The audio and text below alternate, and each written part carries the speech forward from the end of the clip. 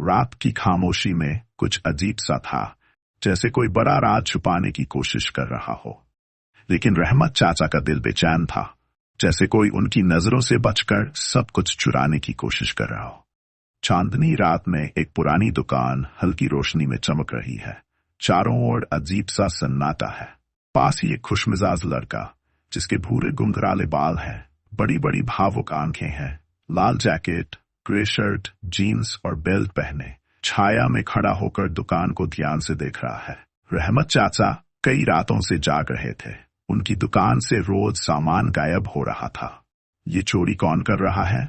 वह खुद से बड़बड़ाए और आज आखिरकार उन्होंने खुद दुकान में छिपकर चोर को पकड़ने का फैसला किया। ये एक लड़का था जो दबे कदमों से मेज की ओर बढ़ा। उसने मेज से कुछ बिस्कुट उठाए और अपनी बोरी में डाल दी। रोशनी पूरी दुकान में फैल जाती है और वही लड़का डर से जमे हुए चेहरे के साथ वहीं रुक जाता है। रुको, तुम ये क्यों कर रहे हो? मेरी माँ बीमार है और मेरे पास खाने के पैसे नहीं हैं। रहमत चाचा ने हंसी खुशी कहा, चोरी समस्या का हल नहीं है। अगर मदद चाहिए तो मांग लो।